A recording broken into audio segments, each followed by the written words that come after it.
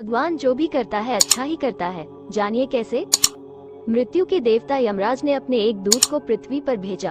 एक स्त्री मर गई थी, उसकी आत्मा को लाना था। देवदूत आया, लेकिन चिंता में पड़ गया, क्योंकि 3 छोटी छोटी लड़कियां जुड़वा एक अभी भी उस मृत स्त्री के स्तन से लगी है। एक चीख रही है, पुकार रही है, एक रोते रोते सो गई है, उसके आंसू उसकी आंखों के पास सूख गए हैं। 3 छोटी जुड़वा बच्चियां और स्त्री मर गई है, और कोई देखने वाला नहीं है। पति पहले मर चुका है, परिवार में और कोई भी नहीं है। इन 3 छोटी बच्चियों का क्या होगा? उस देवदूत को ये ख्याल आ गया, तो वो खाली हाथ वापस लौट गया। उसने जाकर अपने प्रधान को कहा कि मैं न ला सका, मुझे क्षमा करें, लेकिन आपको स्थिति का पता ही नहीं है। 3 जुड़वा बच्चियां हैं, छोटी छोटी, दूध पीती। एक अभी भी मृत स्तन से लगी है, एक रोते रोते सो गई है, दूसरी अभी चीख पुकार रही है। हृदय मेरा ला न सका। क्या यह नहीं हो सकता कि इस स्त्री को कुछ दिन और जीवन के दे दिए जाएं? कम से कम लड़कियां थोड़ी बड़ी हो जाएं, और कोई देखने वाला नहीं है। मृत्यु के देवता ने कहा, तो तू फिर समझदार हो गया, उससे ज्यादा, जिसकी मर्जी से मौत होती है, जिसकी मर्जी से जीवन होता है। तो तूने पहला पाप कर दिया, और इसकी तुझे सजा मिलेगी। और सजा ये है कि तुझे पृथ्वी पर चले जाना पड़ेगा, और जब तक तू 3 बार न हंस लेगा अपनी मूर्खता पर, तब तक वापस न आ सकेगा। इसे थोड़ा समझना। 3 बार न हंस लेगा अपनी मूर्खता पर, क्योंकि दूसरे की मूर्खता पर तो अहंकार हंसता है। जब तुम अपनी मूर्खता पर हंसते हो तब अहंकार टूटता है। देवदूत को लगा नहीं, वो राजी हो गया दंड भोगने को, लेकिन फिर भी उसे लगा कि सही तो मैं ही हूँ, और हंसने का मौका कैसे आएगा। उसे जमीन पर फेंक दिया गया। एक मोची, सर्दियों के दिन करीब आ रहे थे और बच्चों के लिए कोट और कंबल खरीदने शहर गया था, कुछ रुपए इकट्ठे करके। जब वो शहर जा रहा था तो उसने राह के किनारे एक नंगे आदमी को पड़े हुए ठिठुरते हुए देखा। यह नंगा आदमी वही देवदूत था जो पृथ्वी पर फेंक दिया गया था। उस व्यक्ति को उस देवदूत पर दया आ गई, और बजाय अपने बच्चों के लिए कपड़े खरीदने के, उसने इस आदमी के लिए कंबल और कपड़े खरीद लिए। इस आदमी को कुछ खाने पीने को भी न था, घर भी न था, छप्पर भी न था जहाँ रुक सके। तो मोची ने कहा कि अब तुम मेरे साथ ही आ जाओ, लेकिन अगर मेरी पत्नी नाराज हो, जो कि वह निश्चित होगी, क्योंकि बच्चों के लिए कपड़े खरीदने लाया था, वह पैसे तो खर्च हो गए, वह अगर नाराज हो, चिल्लाए, तो तुम परेशान मत होना, थोड़े दिन में सब ठीक हो जाएगा। उस देवदूत को लेकर मोची घर लौटा। न तो मोची को पता है कि देवदूत घर में आ रहा है, न पत्नी को पता है। जैसे ही देवदूत को लेकर मोची घर में पहुंचा, पत्नी एकदम पागल हो गई, बहुत नाराज हुई, बहुत चीखी चिल्लाई, और देवदूत पहली दफा हंसा। मोची ने उससे कहा, हंसते हो, बात क्या है? उसने कहा, मैं जब 3 बार हंस लूंगा तब बता दूंगा। देवदूत हंसा पहली बार, क्योंकि उसने देखा कि इस पत्नी को पता ही नहीं है कि मोची देवदूत को घर में ले आया है, जिसके आते ही घर में हजारों खुशियां आ जाएंगी। लेकिन आदमी देख ही कितनी दूर तक सकता है। पत्नी तो इतना ही देख पा रही है कि एक कंबल और बच्चों के कपड़े नहीं बचे। जो खो गया है वह देख पा रही है, जो मिला है उसका उसे अंदाज ही नहीं है। मुफ्त घर में देवदूत आ गया है, जिसके आते ही हजारों खुशियों के द्वार खुल जाएंगे। तो देवदूत हंसा। उसे लगा अपनी मूर्खता, क्योंकि यह पत्नी भी नहीं देख पा रही है कि क्या घट रहा है। जल्दी ही, क्योंकि वो देवदूत था, 7 दिन में ही उसने मोची का सब काम सीख लिया, और उसके जूते इतने प्रसिद्ध हो गए कि मोची महीनों के भीतर धनी होने लगा।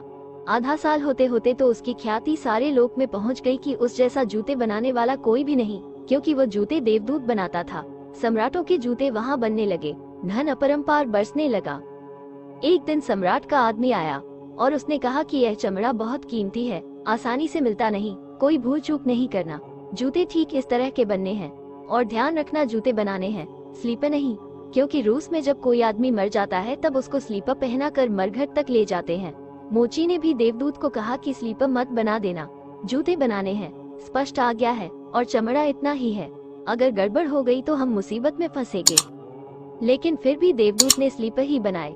जब मोची ने देखे कि स्लीपर बने हैं तो वह क्रोध से आग बबूला हो गया।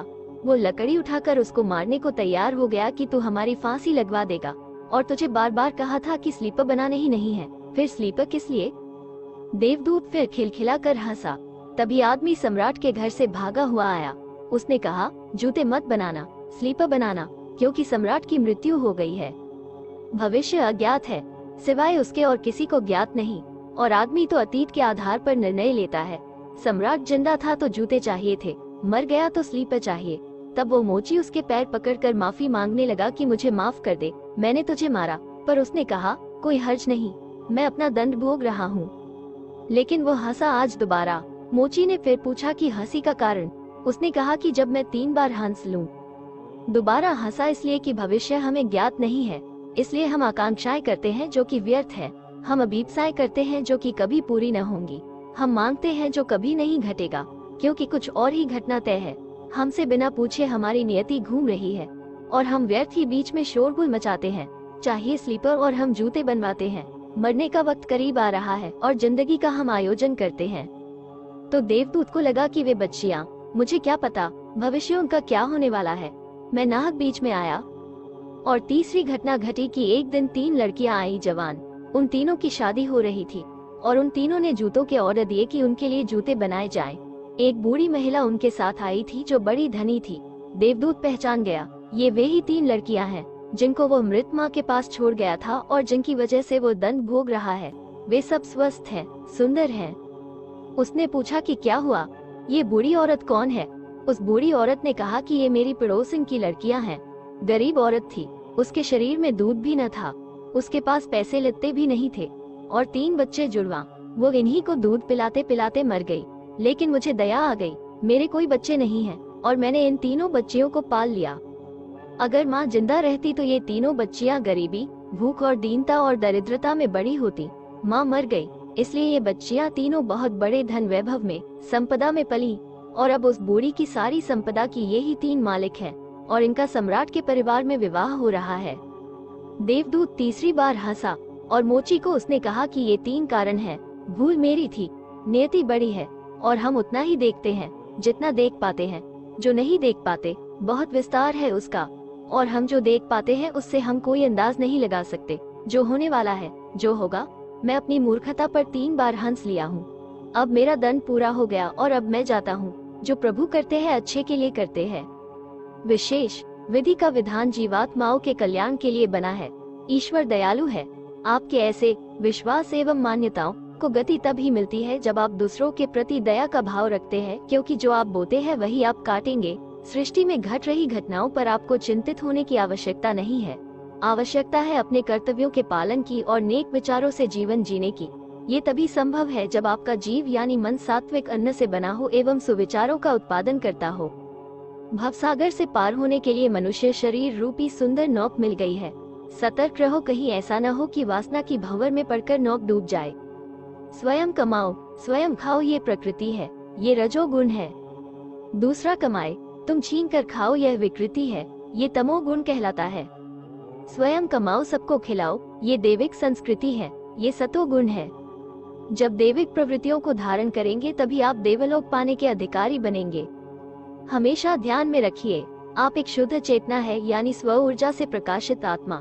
माया अर्थात अज्ञान ने आपकी आत्मा के शुद्ध स्वरूप को छीन रखा है। अतः अज्ञान से पीछा छुड़ाइए और शुद्ध चेतना को प्राप्त कर परमानंद का सुख भोगिए। जिस प्रकार एक छोटे से बीज में विशाल वट वृक्ष समाया होता है, उसी प्रकार आप में अनंत क्षमताएं समाई हुई हैं। आवश्यकता है उस ज्ञान की, अपना बौद्धिक एवं शैक्षणिक स्तर को उन्नत करने की, जिसे प्राप्त कर आप महानता प्राप्त कर सके। प्रकृति का संरक्षण एवं संवर्धन ईश्वर की श्रेष्ठ आराधना है। एक पेड़ लगाना 100 गायों का दान देने के समान है। पीपल का पेड़ लगाने से व्यक्ति को सैकड़ों यज्ञ करने के बराबर पुण्य प्राप्त होता है। छांदोग्य उपनिषद में उद्दालक ऋषि अपने पुत्र श्वेत केतु से आत्मा का वर्णन करते हुए कहते हैं कि वृक्ष जीवात्मा से ओतप्रोत होते हैं और मनुष्यों की भांति सुख दुख की अनुभूति करते हैं। हिंदू दर्शन में एक वृक्ष की मनुष्य के 10 पुत्रों से तुलना की गई है। दशकूप समावापी, दशवापी समोहृद, दशहृद सम, पुत्रो दशपत्र समद्रु। आशा करते हैं कि आपको ये प्रस्तुति अच्छी लगी होगी। आप सभी का कोटि कोटि धन्यवाद।